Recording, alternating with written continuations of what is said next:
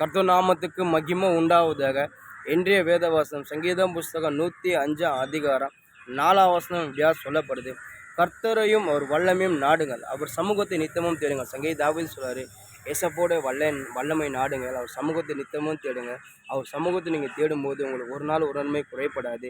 அவர் சமூகத்தை தேடும்போது உங்கள் வாழ்க்கையில் நிறைவாக தருகிற தேவனாக இருக்காரு. அவர் சமூகத்தை நீங்கள் தேடும்போது உங்கள் வாழ்க்கையில் கர்த்தர் உங்கள் வாழ்க்கையை மாற்றி போட வல்லமுள்ள தேவனாக இருக்காரு. ஏன்னா என் வாழ்க்கையில் கர்த்தர் நான் அவ்வளோ நன்மை செஞ்சார். சமூகத்தை நான் தேடும்போது, நான் கர்த்தரை தேடும்போது கர்த்தர் எனக்கு எவ்வளோ நன்மை செஞ்சார். நான் சாதாரண ஒரு ஆடு மேய்ச்சி நான் ராஜா அபிஷேகம் பண்ணி வச்சார். அது மட்டும் இல்லாமல் என் சத்துருகள் எவ்வளோ பேர் என்னை நொறுக்க என்னை அழிக்க பார்த்தாங்க.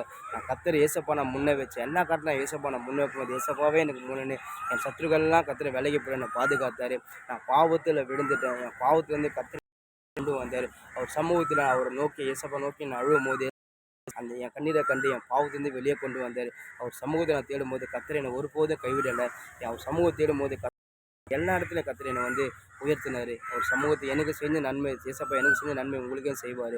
நீங்கள் ஒரு நாள் அவர் சமூகத்தை விட்டு விலகிதான் சொல்லி சங்கீத தாவீது அழகாக சொல்கிறார்.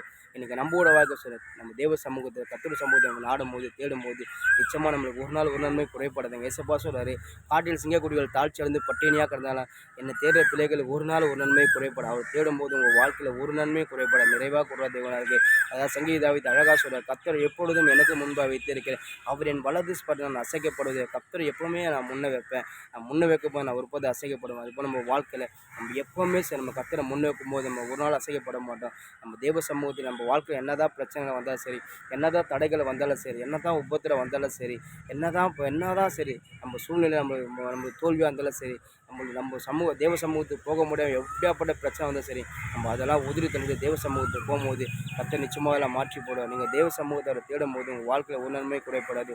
நீங்கள் ஒரு நாள் தேவ சமூகத்தை விட்டு விலகி போயிடாதீங்க. எப்பவுமே தேவ சமூகத்தை தேடுங்க.